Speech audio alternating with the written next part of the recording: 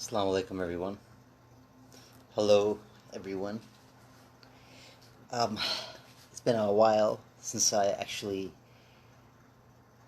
did a video where I want to talk about something that you can implement right now. It is a very, very vast topic, and a lot of different people are talking about it. And I just want to share with you some tricks that you will not hear from the mainstream. You know, a lot of us, we pray and we just pray from habit, and especially for Muslims in times like this, because Hajj season and all that, and Eid is going to be this Friday, and the Arafat day and all that kind of stuff. To an observing Muslim, these days are very powerful in terms of prayer and dua. And I was that kind of person for a long time also, where in times like this, I would do extra. I would do extra spiritual stuff in whatever form I knew, and basically followed everyone else. They're doing it, I'm going to do the same thing, because it's kind of like, you inherited this. When you inherit something, it's different than obtaining it through your own journey, be it wealth. I was talking to somebody who inherited $900 million,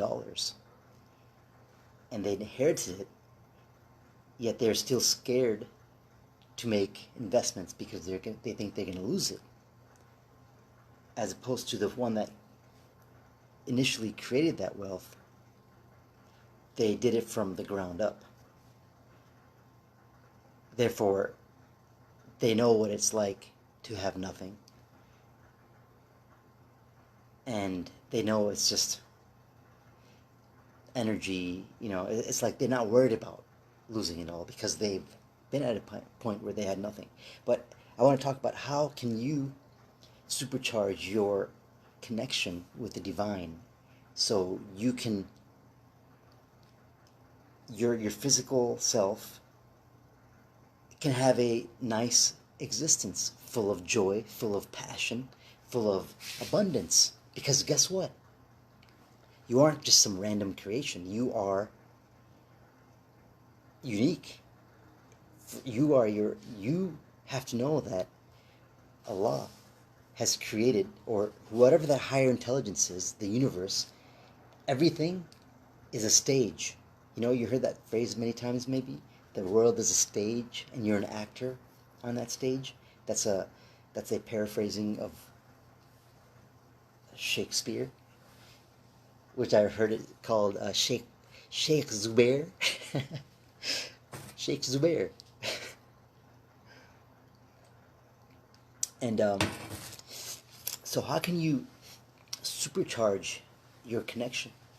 You could do it by, first of all, getting past what you've been told and actually utilizing quantum physics. You can utilize science into understanding very esoteric, hidden, coded concepts.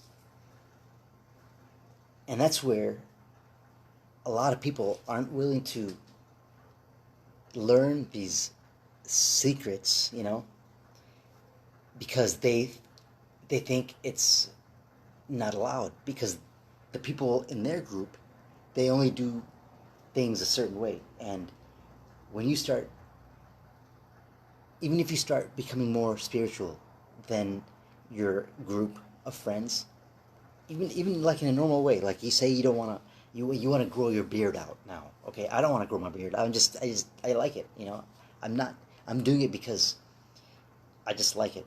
Whatever. That's not the point. The point is, whatever you say you're in a group of friends and you want to start eating zabia meat, you know, and there's going to be a point where those friends, you're not going to hang out with them anymore because, you know, every time you go out to eat, there's no options for you. Now, when you stick to your conviction of, okay, I want to eat only zabia meat, then you are changing your frequency. You are changing your whole identity. Because once you change your identity into someone that eats zabia meat, you can no longer identify as the guy that went to burger places every week because they were just new and you like doing all that, you like eating meat outside. Now there's a lot of options available in bigger cities. But the thing is, if there's only like 2 zabia places, I mean, it's going to get kind of tiring, right? The point is, there had to be a reason why you didn't want to eat zabia meat. And most likely that reason is, you know, it's you're getting more, you're starting to follow the dogmatic rules more, which is fine. You know, those kind of things will change you. It's not that. What will change is your past kind of habits of eating out, which will lead to more self-contemplation, you know, all this kind of stuff. That's why during this COVID-19, a lot of people have been, you know, by themselves a lot. There's no going out anymore, you know, there's no going to bars. So your energy has to be dealt with by yourself. And a lot of people probably had breakdowns. You know, a lot of people probably had epiphanies, and, you know, they realized that they were not going the right direction in their life. On the other hand, a lot of people just, instead of going out every night, they now binge watch Netflix and Amazon and all these freaking platforms which have amazing, very, very clever shows that attach on to you. See, it's not like even 5 years ago where a lot of those shows were just kind of like they dealt with the lower self, you know. Now the stories are so intricate, and they have these higher concepts that it takes you. Even if you're getting better as a person and you're trying to make these changes in your life to get closer to the divine, to get closer to Allah, and doing it from within instead of in a group or something like that, what happens is now their energy is being taken by these shows because they give you something in return. You give them your energy and your time. For that, in return, what you get is subconscious programming. You are getting programmed into certain thought patterns and certain way you react, because when you watch that show, it's so engaging that to your mind, that is reality. You become a certain character, and it leaves you in a cliffhanger. Every episode leaves you in a cliffhanger. What do you think is happening the rest of the week? Your subconscious mind is still in that reality, and then it has to shift. Then what happens is it shifts over and goes to automatic pilot when you're doing your work for, 5 hours or whatever you're doing. But even when you're driving, even when you're doing day-to-day activities, do you know that you're in your subconscious mind 95% of the time? You're on 95% of the time, your life is on autopilot. Do you remember how you walked to the bathroom? Do you remember how you got up? You got up the same way you got up yesterday. You got up the same way you got up the day before that. See, because subconsciously it's a habitual thing. It's subconscious. It's so normal that it's subconscious to do these things. And to get closer to the divine is to understand these concepts, to understand the mind, to understand allegories, to understand symbolism, to understand even our religion, to understand what, okay, let's see the history of Islam. Let's see the history of everything. And once you do that, once you start seeking, you know, Allah provides a way for you. It's like you're not really doing anything. All you're doing is you're taking the drudge out of like a river. Say, like, you know, today I drove past the aqueduct where it feeds into Los Angeles, from like Kern County to like Los Angeles, and I was I don't know, something like that, by Lancaster, the aqueduct. And I thought back about a movie I saw. It's called Chinatown, and it's a lot about the aqueduct and, you know, what happened in the 20s or 30s, I think, and how like it changed everything in California to make that aqueduct. And basically all you're doing is taking out the dirt that you have compiled in your conscious mind and your subconscious mind, and you're taking it out. As you take it out, the water flows. It's not like you take it out and you have to create the water and then make it flow. The water flows as in Allah's energy, Allah's blessings, Allah's power, because everything is from the divine, right? Nothing is not from the divine. Everything is from the divine. All you're doing is you're taking the dense things that you have let your heart be covered in, this dust, this mud, you know, you have to clean it out. And then as you clean this out, the river starts flowing. That's exactly what this process of alchemy is. That's the exact process. You can call it in whatever way you want to call it, you know, whatever makes sense to you. And you don't need approval from the group, you know, you don't, because when everything is within the fitra, that is like your programming. That's your DNA. And all you have to do is tap into the fitra, tap into the DNA. Meaning you have to start understanding what your body is. You have to understand that this physical body is actually not physical. It's just frequency, vibration. It's held together by how? By consciousness, by Allah, right? It's really like that, you know? But that Allah, that intelligence is within you.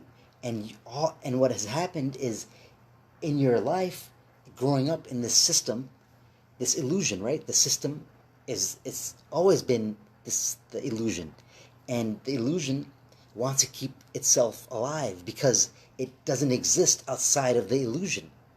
It can never go to Jannah. The devil, the shaitan, can never go to Jannah, right? Even if he's eternity in hell.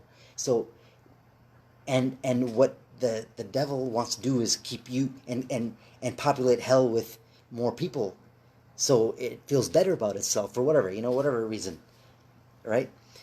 But that's an analogy.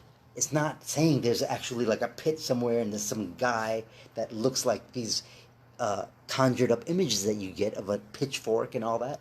Even as a Muslim, you get the image of a pitchfork and a serpent or a red, you know, the devil. But the red, why red? Red is the root chakra. The root, in terms of it's only in the illusion, like the feelings and all that stuff. The skin is only existing in this illusion. It can't exist in the next life, which is past the illusion. So if you understand these kind of concepts, then you understand that you can you can mold your body into a certain consciousness. So if you have a consciousness of Allah, that, okay, what you are, and you are a vessel for Allah, the energy of Allah to flow through, and all you have to do is ask for it. And that's what dua is. We ask for it, and sometimes you can't get that because, you know what, you're not ready. And we don't understand the concept. Sometimes you're not ready for the dua. Like you want, oh, please give me wealth and this and that. But if wealth was given to you, then it would have destroyed you. So, but the thing is, we tend to ask for those things as a habit, and we don't do anything in our lives to kind of go up higher in spirituality, into the connection, into wisdom, right? All wisdom comes from Allah, right? So what is the biggest amount? How do you get wisdom? You don't get it by going to school. You don't get it by, doing all these things. You get it by seeking the giver of the wisdom. So when you seek the giver of the wisdom, then wisdom on your body, wisdom on your, what the dunya is, all that stuff comes to you.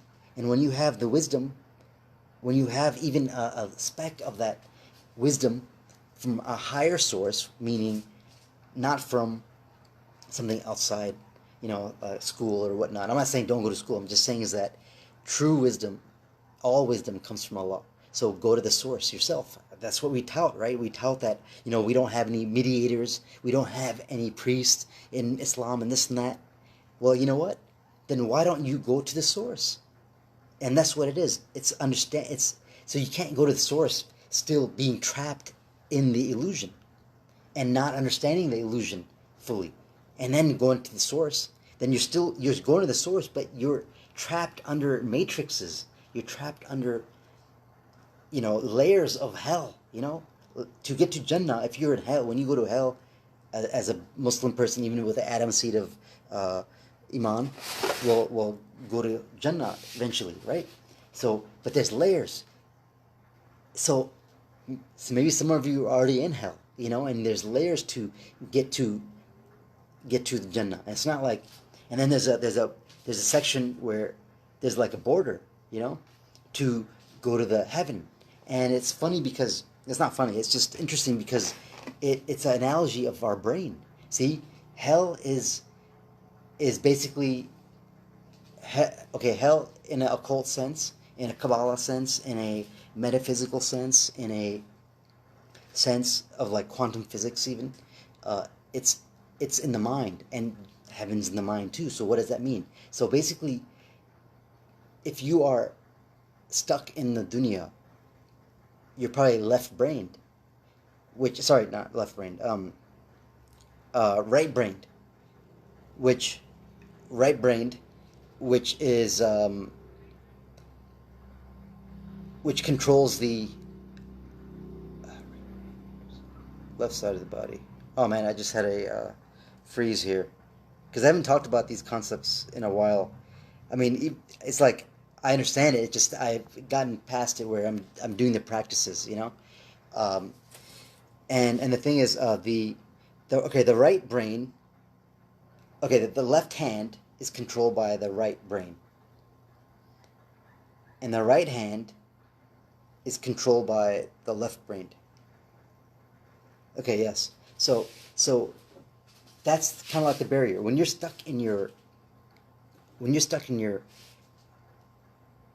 left brain, right? That's the masculine brain. That is the part where it is about structure. It's about logic. It's about it's in dunya. Like if it's where the illusion is. Okay. And then then there's a barrier, okay, in the hemisphere. There's a barrier, and that barrier is a bundle of nerves. It's a bundle of nerves where the synapses can go. It's like a bridge. It's like a bridge, and the thing is, the thicker the bridge, the more it's like efficient it is. Okay, it's like memory cards. It's not like physically thick, but it's more dense. And then the right brain is your intuition. It's your sympathy. It's your imagination. It's the feminine mind. And that's where, if your feminine mind, which is your, it's your is your superconscious mind. The gateway to your superconscious mind is through your imagination. So through your imagination is where you have to visualize, and not just visualize, but visualize the Dua coming true in that mind, without the logical mind saying, no, you can't do that, you can't do this, you can't do that, because it's taken over your body, it's taken over your soul, and it's made you dense into this illusion, and it's being scared of things when you have nothing to fear. If you have Allah, like you say you do as a Muslim, then why do you fear anything? You shouldn't fear anything. You should understand that everything that you see in front of you is created for you. It's all happening in your mind. It's happening in your mind. And your brain is just a manifestation of your mind, because a physical center that controls this body. That's all the brain is. It's the central processing center for your body. And all these organs and these different things happening. And your mind can be anywhere, because your mind can be in 5th grade. Your mind can be in something happened to you 5 years ago, and you're still in that mindset, therefore creating your present in the mindset of the past. And then even imagining a future that is actually the past in just a new form. Because you have to understand that time is an illusion. Time is just a construct. And the way you build your future is the now. And once you're in the mindset of communing with the divine, Allah, whatever you want to call it, yes, because it doesn't have a masculine or a feminine thing. It's energy, it's consciousness. It's Allah, it's the creator, it's the source. It doesn't have a sex, why do we do that? I don't know. It's like, because it's masculine. Actually, masculine is subservient to the feminine, actually. Because the feminine is that imagination. It takes you out of the construct only through your imagination. Because if you have imagined yourself at a certain life, and you know it to be true from your heart, and you feel it, and then that is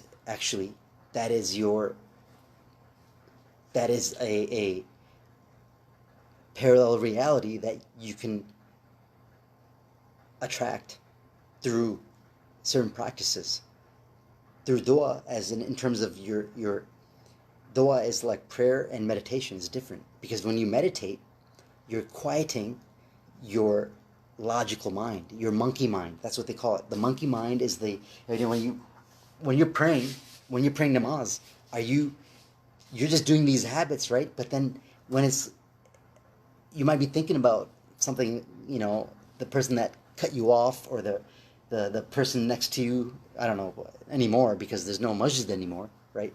It's a new reality, see?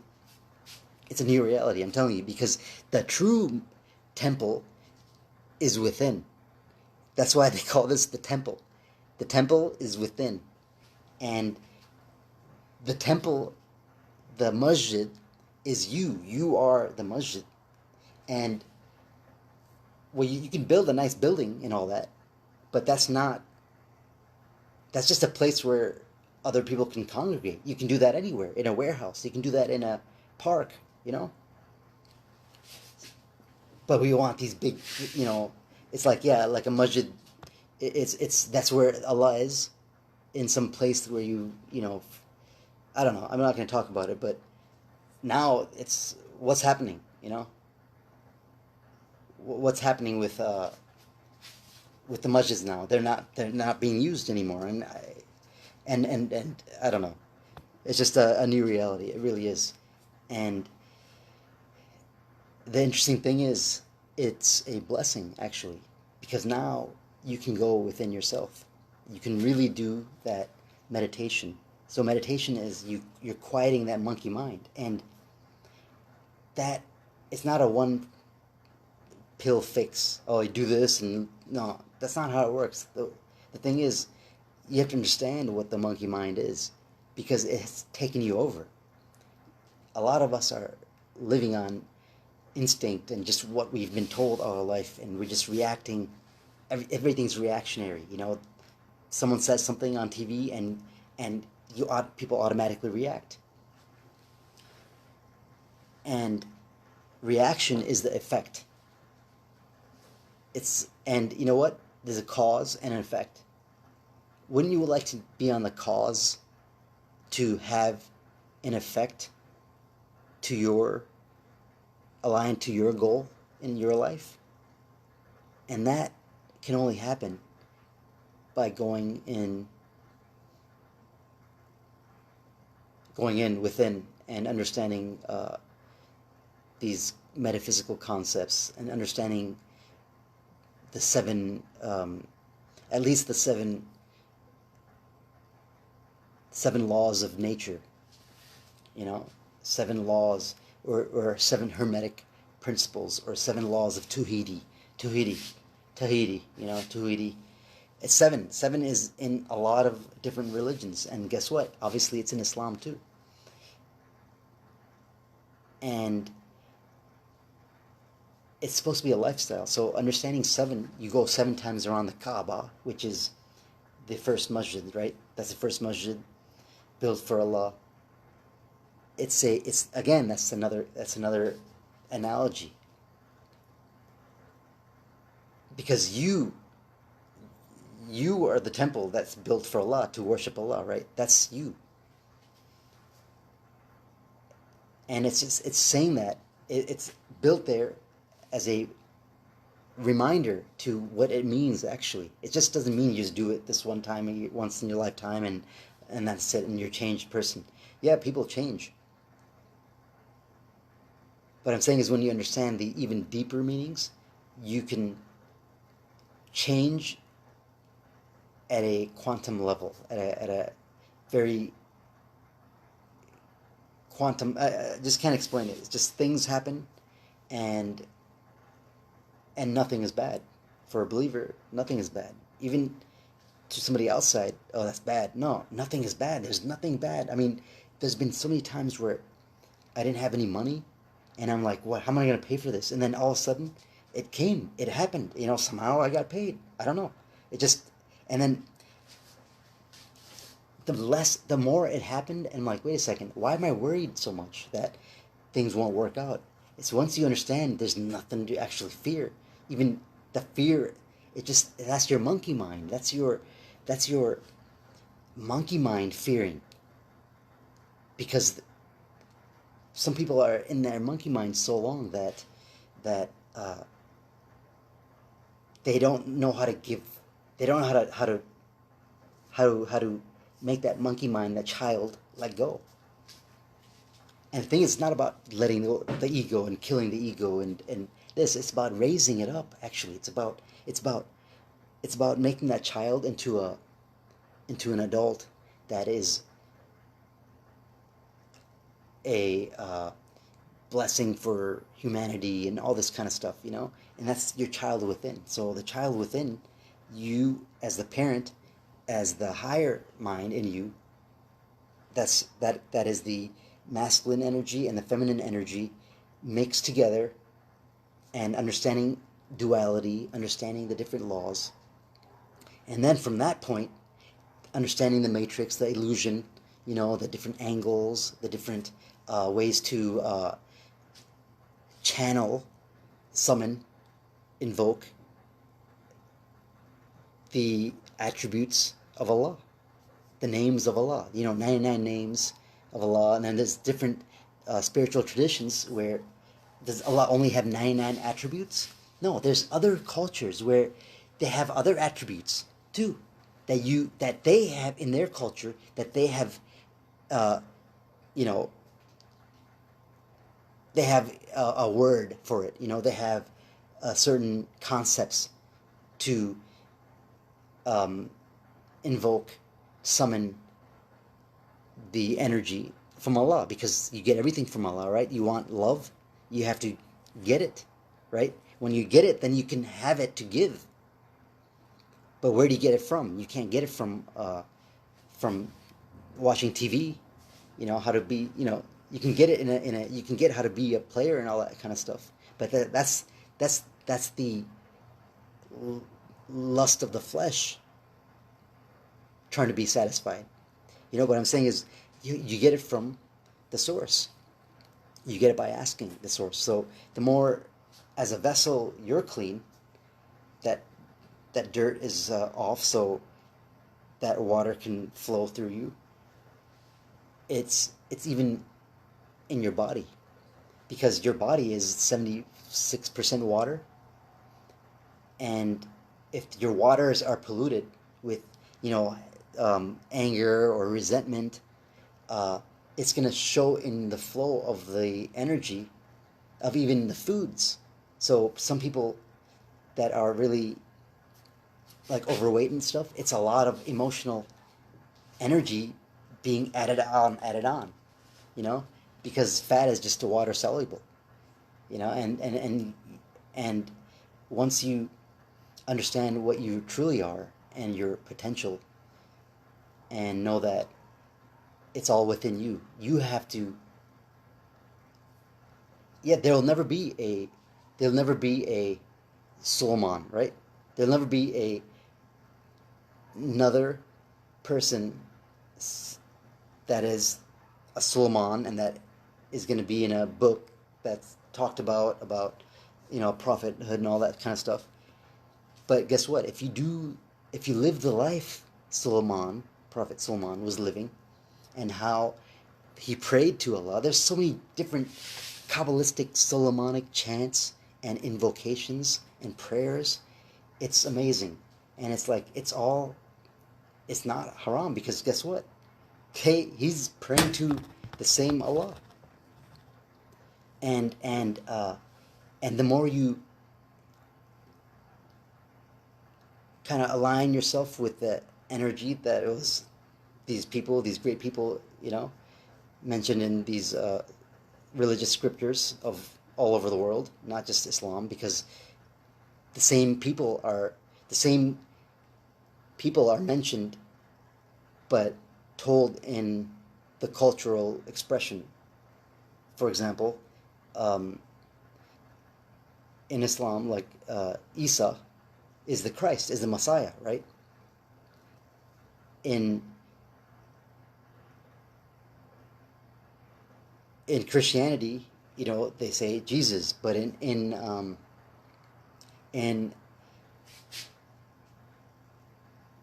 Judaism and in understanding of the Kabbalah, the Christ, the Moshe, the Christ energy, it's all within you.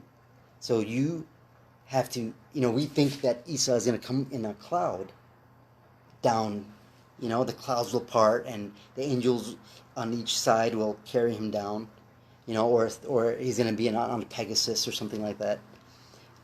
These are all analogies too. So the cloud parting and the two angels bringing down, that's the pure, you know, the two different duality. That's somebody that once you understand duality and you do all these things and you do these practices, then what happens is you invoke, you know, you part the clouds of your heart, you know, and you make a pathway for that energy to rise up and until it hits your until it melts the jaw, right? It melts the jaw. What is that? It melts the jaw because now you see with that energy, the pure energy of the Christ energy, you know? That's what it is. It's an energy. And then even Isa, he doesn't pray. He doesn't lead the Jama'ah, right? He says, no, I'm not in you, you know, I'm underneath you, as in like, I'm praying with you, because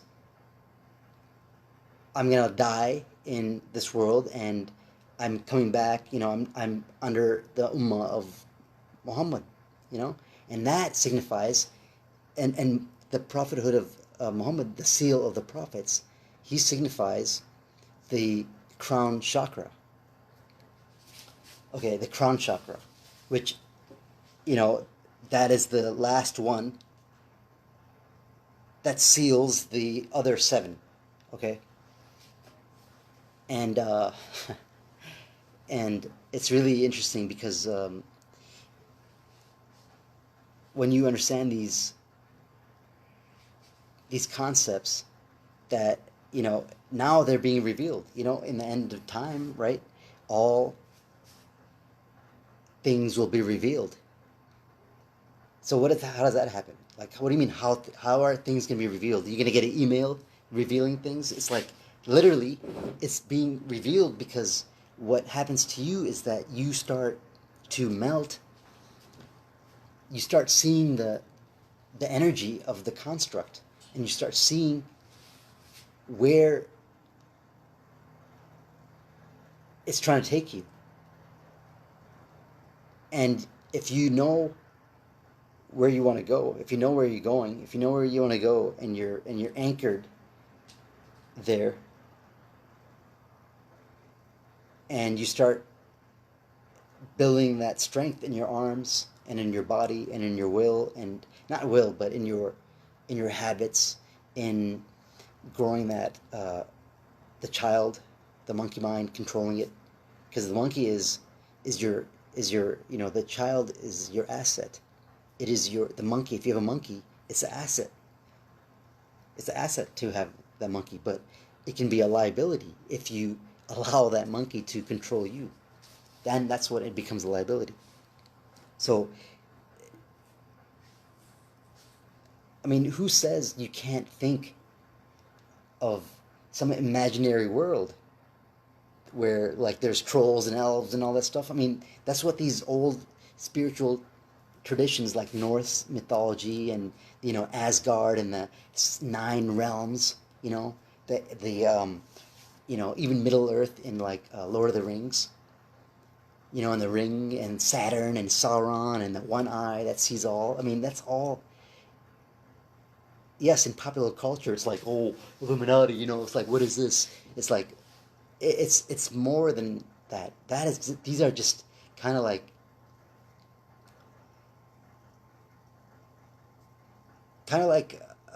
you're hemi-syncing your mind, and understanding that this physical body is the gross body. It's the gross body. It exists only in the illusion, in the physical dunya, maya illusion.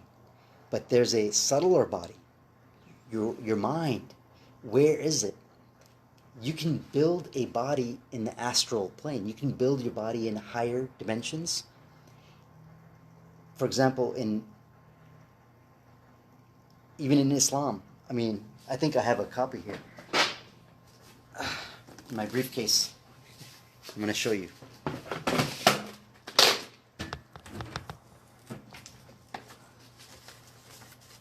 Okay, here. Yeah, that's one copy. For example, this says the 11th heaven, 10th, 9th, 8th, and right now, like, we are in the 3rd heaven, according to the Sufi tradition, which is actually Kabbalah. It's all, Kabbalah's not, it's not a religious thing. It's just a understanding of, deep, very old, concepts that religion as an institution does not share with you. As an institution. See, institutions are a convenient way for them to take over your mind into what religion is, but that's if you allow them to. If you do things just because everyone's doing it, then it becomes, free will, right? You did it yourself, right? No one's telling you can't study higher concepts. But see, it's hard because people tell you that because they see that you're being different now, and you're talking about these weird things, so they don't want to, they start telling you that, you can't do this, you can't do that, and then, they start hanging out with their other friends, and they don't call you, I'm just telling you from experience, they don't invite you over and stuff like that, and then it's because almost that you see that they don't want to lose their attachments to their lifestyle because they see that you aren't doing those things, and maybe they don't know how else to get fulfillment, whatever, each his own. It's a personal thing. It's not a group effort. You're not gonna go to Jannah in groups, in droves. It's a self reflection. It's a very lonely journey, and a lot of people are afraid to be alone because they're in the childlike mind that needs reassurance, that needs a hug, that needs their father's approval, that needs their mom's approval, that needs some higher up, in their mind, something that they deem authority, approval. So basically, this thing is talking about the first heaven, the moon, ether, that's the ether, and then second heaven is Mercury, it has a color, that's why seventh heaven is Saturn, black, Saturn. Saturn is a hexagon. It makes a formation of a hexagon in its frequency and vibration. Hexagon is a cube that is tilted. I'm not gonna make the. I don't have a cube with me, but so it's tilted, and the Kaaba is a cube, right? And when you open up a cube and you want to make a cube from a paper, you have to cut it. You have to make it into a cross. It's a cross. And also a hexagon, 6 sides, 1, 2. Oh, I'll show you. See hexagon. See that? 1, 2, 3, 4, 5, 6. Middle, 7. It's chakras. Hexagon is like the Star of David, right? Like that, with the points connected. That's a hexagon, and that's just they got it from the Vedic tradition, actually. Like Judaism is basically, I'm saying this right now, but Judaism is basically Hinduism, like the Vedic tradition. Hinduism is a form of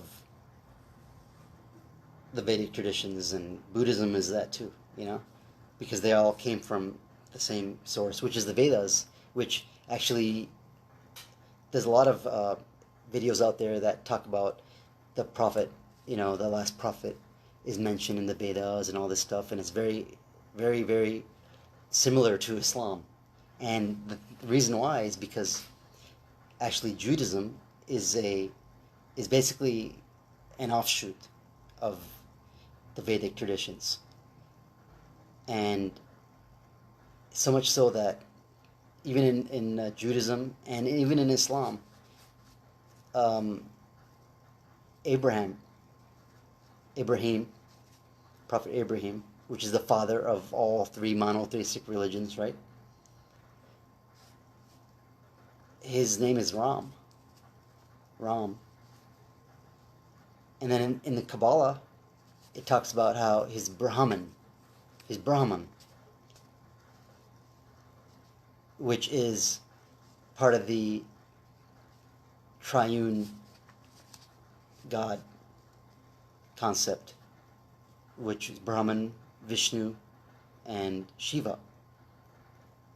And Shiva is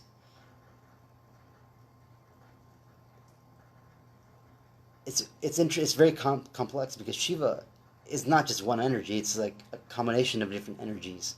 But to be in the perfect balance of certain energies, it's like fractal. It's like fractal science. So, for example, it has to be balanced. With the Venus has to be balanced. The feminine energy, all these things have to be balanced. The chakras have to be aligned. And then when you go within more, then there's more. There's more and more and more, you know? It's like fractal science. It's like fractal science. So it's to infinity.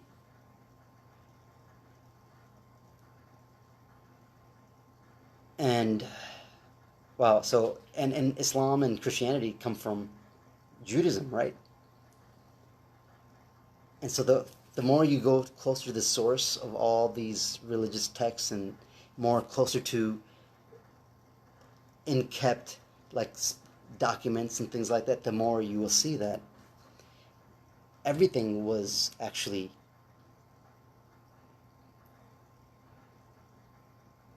from the beginning of time, everybody was worshiping, you know, the divine. They understood the rules, they understood the concepts, you know, and that's why we hear like, oh, this person lived this many years and that many years and 500 years and they're this tall. It's like, now I'm convinced that because they're understanding how to traverse the illusion was so strong that they can almost live longer and, you know, change their frequency, you know, maybe float or fly around, you know, all these kind of things, have command over natural elements, the wind, right? The wind, all kinds of things, right? Then you get into like jinns. And what are jinns? What are jinns? What are jinns and other religious traditions? You know, they're like entities, or in some traditions they're called demons. So in Christianity and in the Kabbalic tradition, they're more like goetic demons, because Prophet Suleiman, and it all goes to Solomonic science. There's a whole science behind Solomonic sciences, and it's all based on understanding energy and all that kind of stuff. But before that, it's understanding it's decoding the different scriptures and knowing what the concepts are, not being stuck. Okay, like for example, Jerusalem, the land of milk and honey and all that stuff, in those texts, it's talking about Jerusalem is not a place here. Yeah, that's a place called Jerusalem and all that stuff, but it's actually you have to get there in your mind to that place of milk and honey. Then it's going to start reflecting in your physical reality. So when you're operating from that higher sense, and you're always in the presence of Allah, and you understand it, and you are molding your reality based on the higher vision, on serving and how to be that vessel for these higher energies that Allah owns them all, how to be that higher energy. And also utilizing the tools that He's given us. See, I even said He, but utilize the tools the Divine has given us. And that is controlling the terrestrial energies that's within you. That's a fleshly body's desire of lust, of you know, all these lower desires. There's nothing wrong with lust. You can have lust for your wife, right? But see, lust and sloth and like a rage and all these kind of, you know, the 7 deadly sins, the 7 cardinal sins. They call them that because all the other things can be categorized in these different compartments, like laziness or sloth. Okay, that's in sloth. Sloth in what? Sloth even in the way you worship. You can be slothful. So if you're worshiping in that dimension with this demon of sloth attached to you, then that energy is not gonna. You can't invoke that energy, only because you have that lower energy attached to you that's not allowing you to. And then there's even lust. I don't know, 7 deadly sins, greed. And is there anything wrong with having nice things? No. Allah is beauty, and Allah loves beauty, right? It's not that, it's everything. I don't want to even say it, but the way you do that is you beautify yourself. Like you beautify yourself, your thoughts about other people even. And to do that, you have to forgive people. You have to cut the grudges out, and kind of see, when you see other people, they just reflect you. They're like a mirror for you. And if you are being around a lot of angry people, and you see that you're maybe around a lot of people that are backbiting, then you have to say, well, you can't be judging them,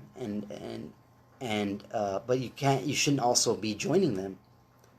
But you should understand that the reason why this even person is backbiting in front of you is to see, maybe you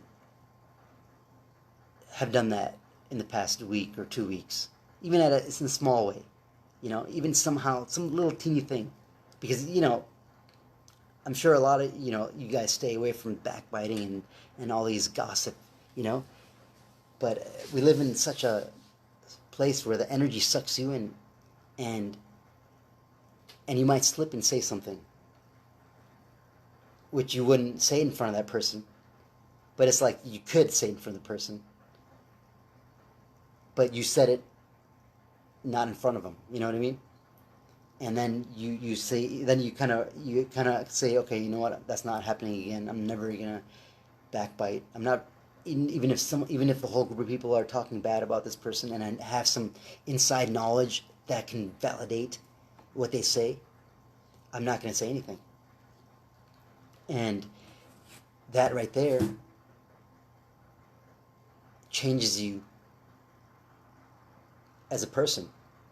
It changes the control of that monkey mind to want to gossip and be known as a person that, oh, how do you know that? Oh, wow, that's really all these kind of things, like to want other people's feeling that you are important or you are valuable because these hidden things. So when you are on this path, things like that will happen to you, where you'll be like, why am I around these bad people? I'm on this spiritual path, or why am I around this kind of thing? And then you'll realize that the reason why you are gravitating towards certain habits is because there's a part of you that still is attached to that kind of energy. And once you detach from that, and say you work with these people that that talk about other people, you can't quit your job or something, so what you can do is you can make yourself so strong that you become like an energy that changes everybody else. You become a reflection for them, and you start reflecting their potential to them by not even saying a word, by just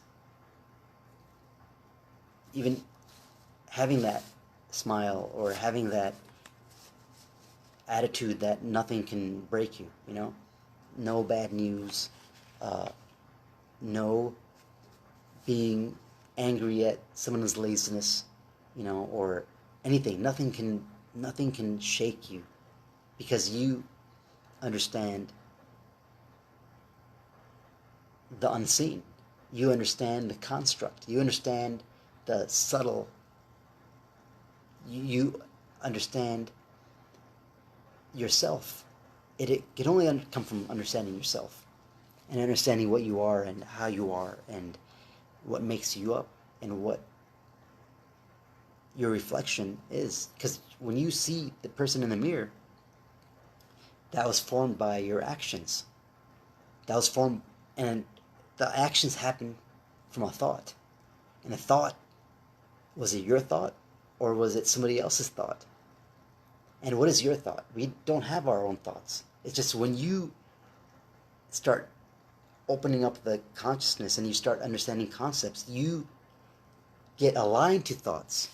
Because thoughts, higher thoughts, the more pure thoughts, the more abundant thoughts, and all these kind of things, that they're at higher planes of reality. And when I say higher, that means deeper. It's not higher as in like it's somewhere out there in space, because what out there is actually just in here.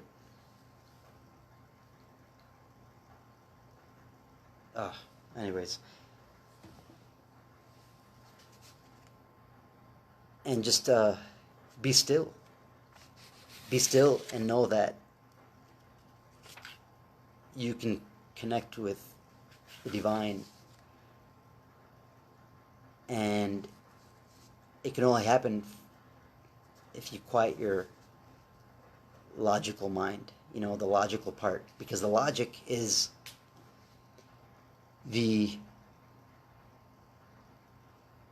it's the physical, Your logic is your outer shell, which I'm not saying don't be logical. I'm saying is understand that logic is the servant to the higher imagination.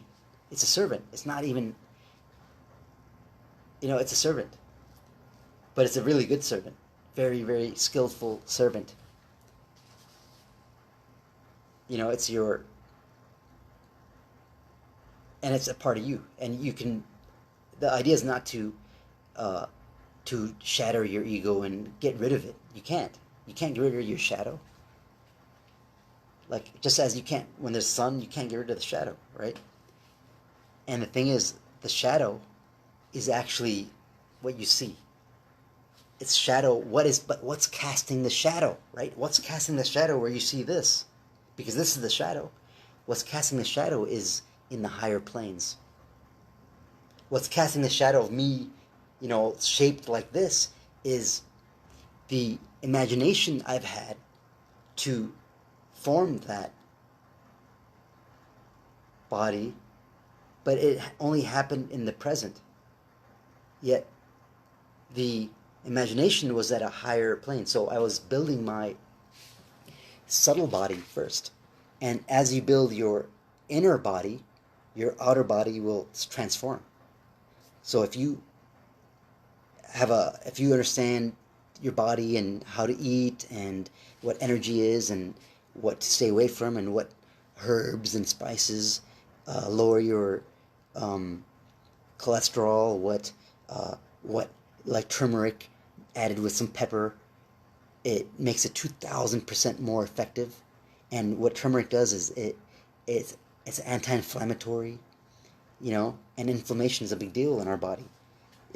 We're all inflamed to degrees, and the more inflamed you are, it's like it gets arthritis and stuff, And turmeric, for example, haldi, it naturally is an anti-inflammatory, so you shouldn't be taking these pharmaceutical medicines. Only, I don't know, whatever. I'm just saying is that everything is available to you right now, literally, for you to get to closer to Allah. And it makes a difference in everything you do, because how you do one thing is how you do everything. Somewhere I heard that. How you do one thing is how you do everything. And yeah. Don't just let, these times of like the Hajj and all that, a lot of people are making prayer, so the energy is is a lot more, you know, but because of this COVID thing, there's no, you know, you're not going to the masjid or anything like that. So how do you get that energy?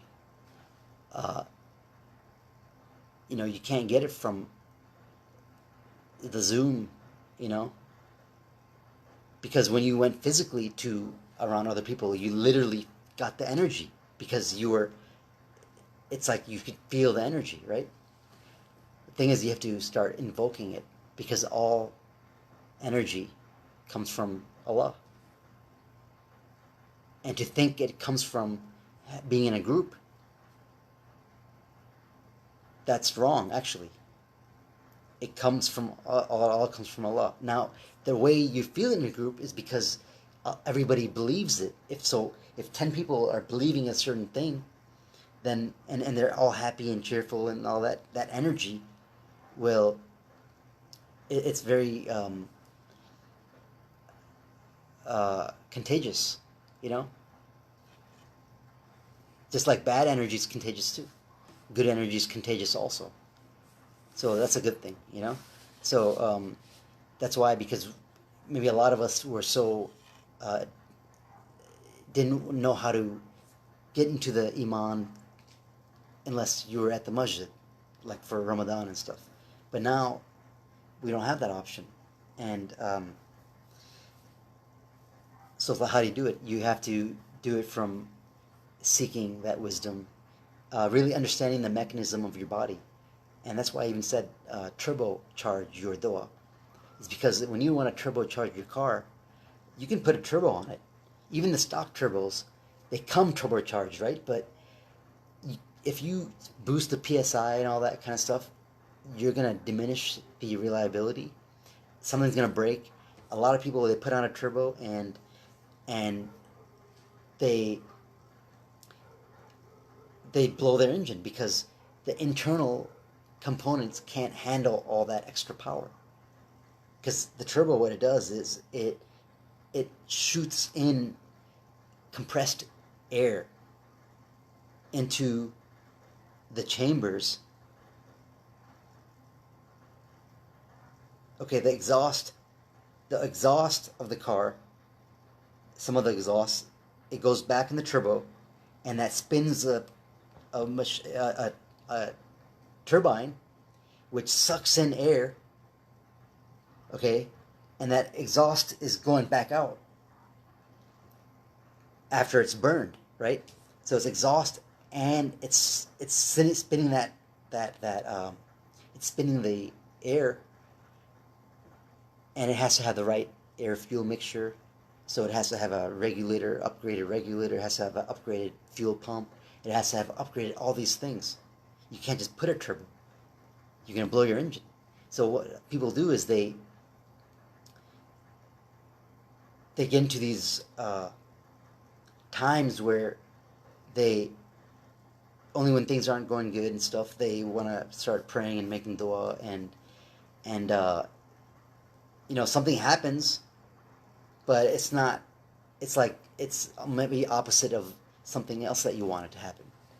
That's kind of like your internals can't handle what you want because it's not the right components of thought, of where that air is even coming from. It's coming from a very low polluted area, which is from just making the illusion more inhabitable for you. The crazy thing is when you let go of the illusion and you don't let it control you, and you just seek the higher wisdom and, you know, and insights come. I'm not saying being lazy and slothful and all that. I'm saying is, if you have a goal of being a certain person, be it the head of your company or be it a traveling philanthropist that just does what they love and just gets paid for it, then what you have to do is you have to understand these concepts, because what happens is you start attracting other people that want your energy in their organization, because they've been around where they see your potential, or they see your energy, or they see, something about you, and that's what happens, and that's where, like, my life kind of ended up, and nothing is by accident. Everything is divine. In your life, everything is divine. Even that bad thing happening is divine. Even this COVID thing is divine, because it's the shift. It's a shift in reality. And that's the shakeup. That's the earthquake. We say in the day of judgment there's going to be all these earthquakes, right? Earthquake in the east and earthquake in the west. This is the earthquake in the west. It's not there might be a physical earthquake, but I'm saying it's the earthquake of the spiritual, of the more unseen reality. Now, what I mean is, it's making an effect in this reality, and it shakes up your life. It's an earthquake. This earthquake of what happened was much more devastating than like a regular earthquake, that happens in these parts. Yeah, I mean, some, $5 billion worth of damage, or whatever the hell they want to say, $20 billion worth of damage. And it's like, that's not a lot of money anymore, And they're printing this money and all this stuff, all these signs that we've been told. We take those signs literal. For example, like, the printing of money, it's going to be a paperless system, which that's what's happening, right? Like at Walmart, they say, oh, we don't have change. So you have to have exact change because there's a nationwide shortage of change. What the hell? Come on. Obviously, we know that they're going paperless because everybody's using debit cards. Everything's going to be a bunch of numbers. It's literally physically numbers. That's all it is. That's all it's ever been. Right? But the thing is, so they're saying those signs are very logical, and you can be like, okay, fine, yeah, this is happening, and that's what it is. It's clear cut.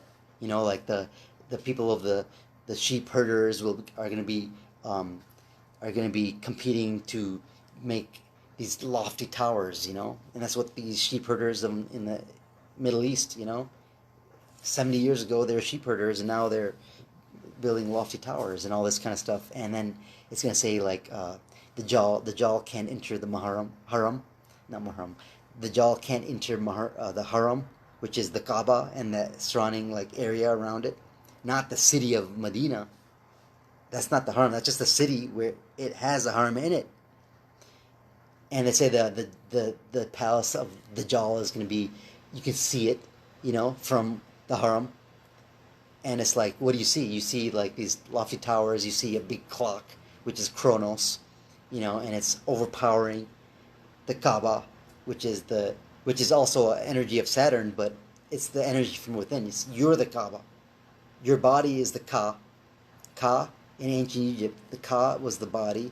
The Ka was the spirit.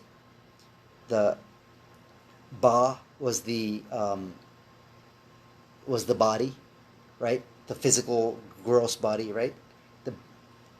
And then the Mur was the inner light, the Nur. Because if you don't have the light of Allah, if you don't have that, right? We even say you're not even alive. You're not even freaking alive. And that's exactly what it is. You're not alive if you aren't out of this matrix kind of through your mind and contemplation and all these kind of things. You have to activate that. It's like a furnace. And you have to ignite that little nur into a raging flame. And then that's the myrrh. That's the myrrh. And then you got to go around 7 times, right?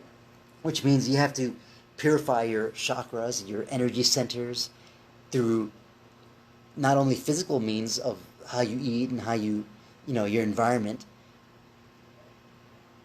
That is secondary to your inner consciousness, because everything reflects your inner consciousness. If you think you're a loser and this and that, then in your mind you're gonna act like a loser, you're gonna eat like a loser, you're gonna behave like a loser even when you get a good position in a company, because you had that, you're so powerful that you had that spark and you got their attention, but then your loser laziness is coming out in you weeks later, then guess what?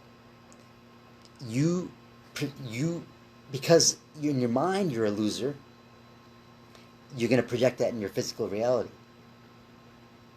And you're going to sabotage your, anything that takes you higher. Self-sabotage. Unless that concept in your mind changes, then nothing will work. Like, it can't happen. And you can't change the inner. Now, you can use the outer life and the bounties that you see around you. Like, if you see today I was in LA and I saw so many Lamborghinis and Bentleys. Like, I always liked those cars in the past, and then for a long time I kind of said I don't care about them and all that. But then when I saw it again, I'm like, wow, I want one. There's nothing I should. It's not that I should have. It's like I should have one, and how come I don't? No, it's like, you know what? I'm being shown these things in my reality closer to my garage now, because I'm seeing it, and I'm seeing it why I'm seeing it. What is it invoking in me? Is it making me look at the rapper inside of it and cursing him in my mind? Or is it like, wow, that's beautiful car, and that's like, it's just a reflection of that person's energy, because it's money, right? It costs, say, $400,000. That just means that this person has a lot of money. But if you only think in terms of physical stuff, it doesn't matter if they are only physical. It's what you think. There's something about that person that someone gave him $400,000 a month or something like that, whatever the money is, right? But that person that gave him the money to him, it's like this person is a piece of his puzzle, piece of his. He aligned himself to a certain frequency and vibration where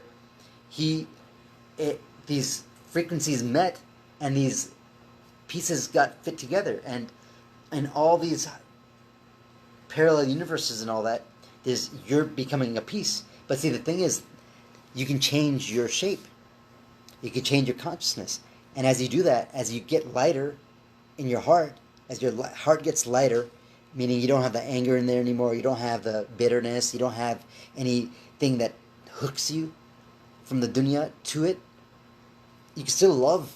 You love even more now, because you see what I see what my daughter is now to me, what people are to me now, and the love is even more, but it's a different kind of love, where I'm not gonna appease them, and I'm not gonna think of higher concepts in their. I'm not going to go down to their understanding in terms of, I'm not going to let it affect me, but I respect it, and it's like, it's really I can't really explain it, but the thing is, you have the ability to shape your puzzle any way you want, and as you shape your puzzle, that physical puzzle, right, and the mental puzzle, as you shape it and you do the spiritual work, you do the du'as, you do the chants, you do the dhikr, and you do the, I do this, sun gazing and all that kind of stuff, and yoga and whatever, all this kind of exercises and sacred geometry and different like breathing exercises that unlock certain aspects of you, because you send the air in a conscious way to certain parts of your psyche.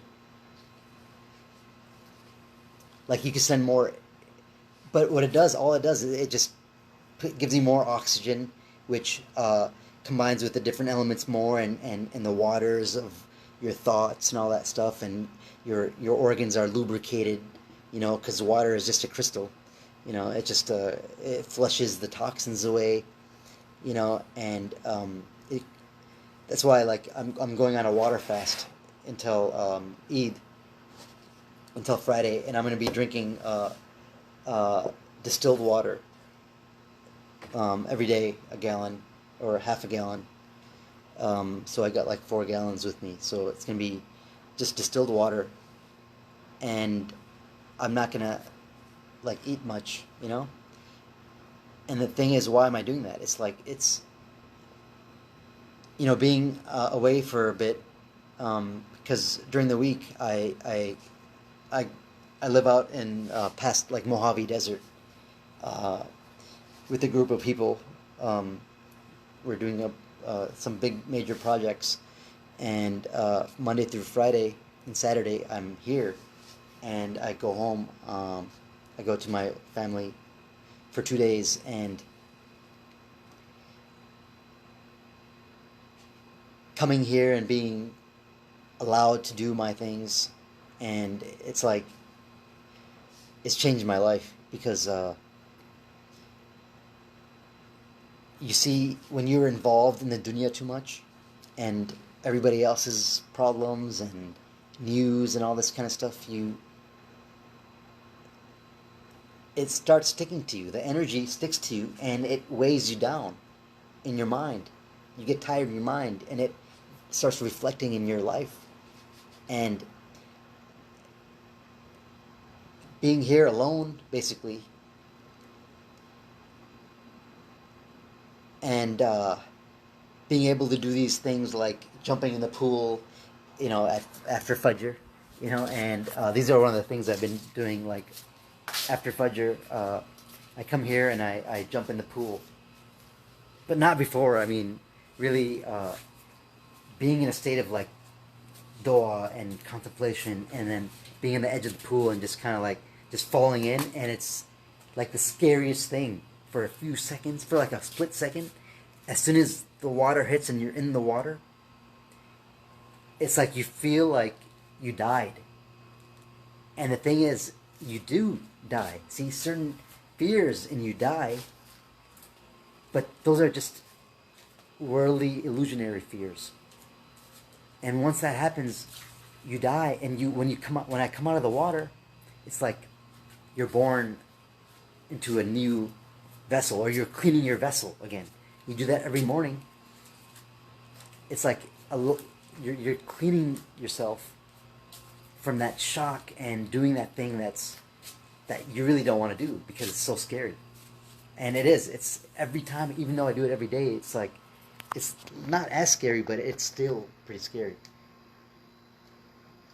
And some people are like, well, okay, you have a pool and this and that. You know what? A lot of people that live in apartments, you can do the same thing. Or also, a cold shower. That's where I started off. I started off in the cold shower, you know, doing cold showers. And I kid you not, it's very difficult to do. And only if you have set a conscious effort, and not only tying it to a physiological thing, but tying it to a spiritual thing, which, if you have that right, if you have the connection with the divine right, and you understand what your body is and how it's a vessel, then the byproduct becomes everything the nafs or the ego could ever wanted. Because what happens is, the ego, the nafs, the physical part of you, the logical part of you, can only see 10 things. You know, 10 different scenarios, right? Or 5 different scenarios of certain things, or even only one way, right? But if you let go of that, and you let go of the result and all these attachments and these pendulums that you create by these wanting and needing, but in the end, it's all an illusion. So what part of you is wanting it? What part of you needs it? So you want, or the thing is, when you let go of that, what happens is you get it through a series of events. And what happens is, all you do is you when that event happens, you know instinctually and almost like intuition, the right thing to do, you know, because you're not being governed by your ego. You're being governed by the divine, And the more you do that, the more your ego just kind of goes along with it and then becomes your servant. Now it's actively, consciously seeking out these things. So that's why it's important to consciously understand these concepts, and then it feeds the subconscious mind, which your subconscious mind is your imagination, right? Is your feminine energy, which is directly connected to the divine. That's why women, they have a womb, and you come from the womb, and it's just a physical manifestation of feminine polarity is a female, and a masculine polarity is a male. Because any way for that female to bear a child, they need sperm. And the sperm needs a womb, right? A womb is that motherly thing. It's already created, see? The sperm, the I don't know, whatever. So the reality is basically you have to tap into your feminine energy in a balanced way, conducive to your inner goal. All right. So what I mean a balanced way is like if you, I don't know, whatever. I'm saying it's balanced in terms of still being conscious of the illusion, but not letting the illusion control you, but using the illusion to know that you created that institution as a stepping stone. You created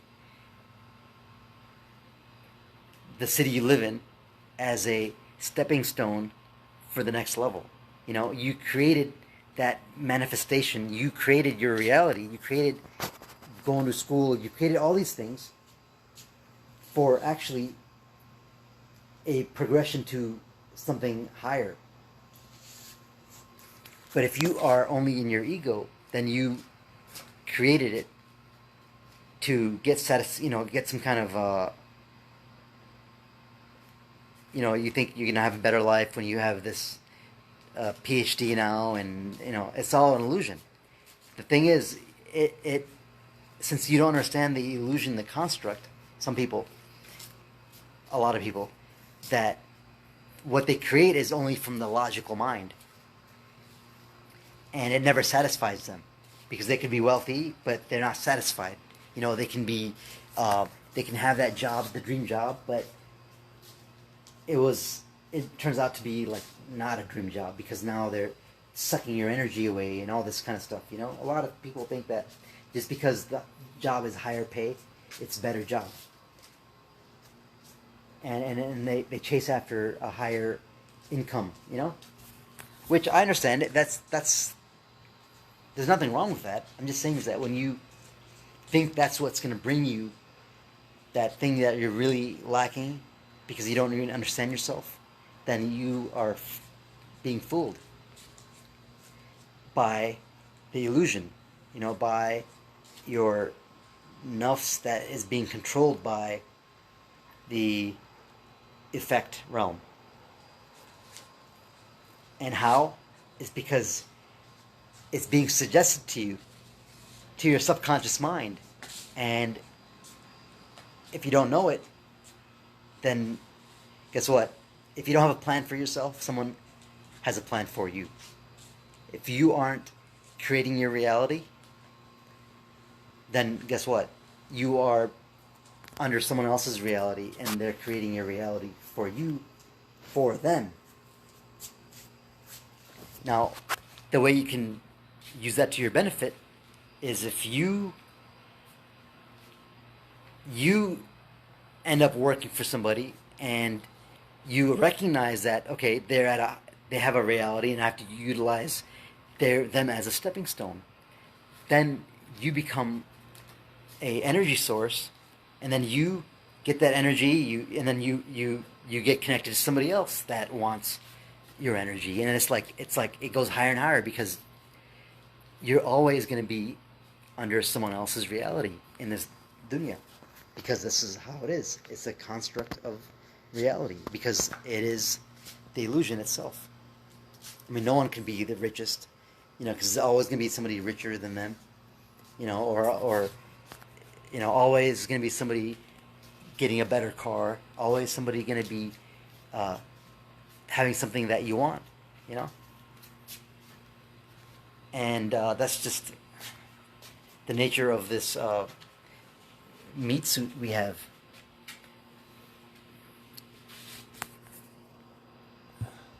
And you have to give it a bone. When you have a loyal dog, you're going to give it treats. And guess what? The treats become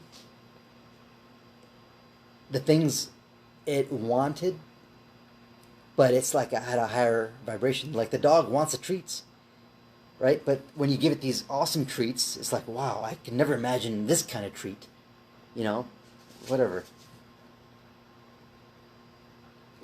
Anyways, I gotta get going. I have to go to the bathroom, and it's kind of late. Thank you for listening, and just speak through your heart to yourself,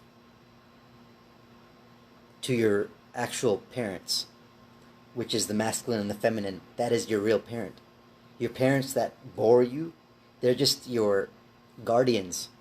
And they should have taught you these things, but because everyone's in these constructs, they didn't know. So once you understand that your parent, your actual parent, you're a child of what? You're a child of the divine. And once you know that, then you don't dishonor your parents, but you honor them more. You have to honor your parents first, because your parents are a combination that is in perfect harmony. And if you're saying oof to them, if you're always arguing with them and all this kind of stuff, that is the argument that is happening up here. And it manifests in the physical parents we have. So all our parents are just vessels that bore us, and we have their DNA, but we have everybody else's DNA that from the first human, and everyone between. You have that DNA also. So all you have is their physical structure and the genes and all that kind of stuff. But and we love our parents and all that stuff, but let's be real. I mean,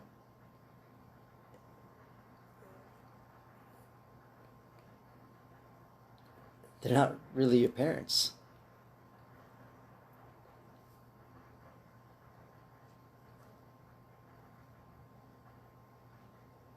And their parents, but the thing is, their parent is is the same parent that you have also. So it's all we're all one, and that's where that concept comes from. The one ummah type thing, because the one ummah is when you understand it, then it's like one unit, and it's also to do with your inner body, in terms of your subtle your spiritual body, or your what they call it, the astral body, or the etheric body, because you have a body in the ethers, in terms of where's your mind, and that mind has a body, and that body has a reflection, which is boom, that's a reflection in the mirror. If you don't like that reflection, because of many kinds of reasons, it doesn't have to be a physical reason, it could be a personality thing, then guess what? That work is done in the higher realms. You have to go higher and higher. You have to take the step. You have to go higher and higher. Third dimension. You have to build that bridge. All you got to do is build the bridge. All you got to do is dig the trench, and the water flows. And if you stop, then what's going to happen? That water is going to get dammed up, and if it's pretty soon it's going to burst through. And that's the earthquakes in your life, and that's the emergency situations. And if it bursts through, it might go somewhere else. It might go in many directions. And then you have many more problems. You know what I mean? Because anybody can ask Allah for anything, because Allah is Allah for everyone. The parent in the higher, our parent, your parent, art thou in heaven, that kind of thing, is the same for everyone. So it's understanding these concepts and implementing them in your life which makes a difference. It can't just be intellectual. And even doing it physically, I'm talking about even only doing it as thinking it's only a physical thing, that's intellectual. Because your intellect might not allow you to even understand these deeper realms and the different metaphysics and spirituality, even what are angels, what are demons, what are jinns, all these kind of concepts. It's very abstract to the logical mind. But the logic can be taught, these higher concepts. The logical mind is that small child, that has built a certain box in their mind through watching TV or being scared into a certain formation. Okay? So inshallah,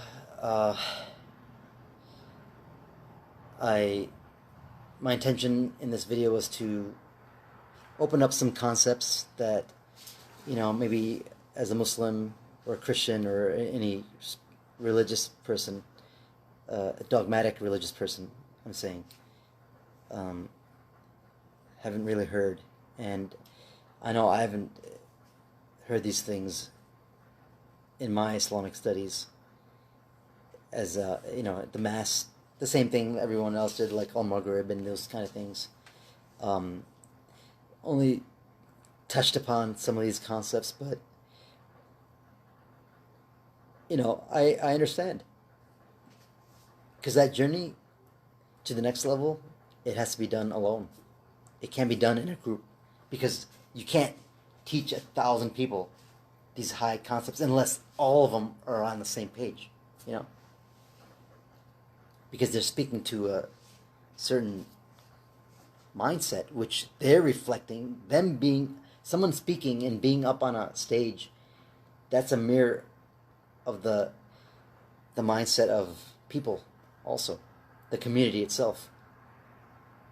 So look, what kind of khutbahs did we have for so many years? The same kind of repeating kind of concepts. When Ramadan comes around, those khutbahs become, oh, Ramadan's coming, and it's so blessed month and this and that. Then after Ramadan, oh, it's leaving, and and then Eid comes around, the second Eid, and it's like then around December the khutbahs might be more core Tawhid issues, because a lot of people are on vacation, so the Jummahs are packed, It's really interesting how once you understand energy, frequency, vibration, and understand the more unseen concepts and subtle energy, and reading energy, and kind of reading energy in terms of what you see and how to decode it. It's it's not from the logic, you know. It has to come from the imagination.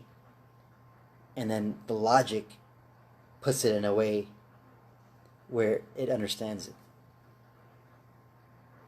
But you, as the logic, can see the different ways that formation happened, and almost like dissect it and put it back together.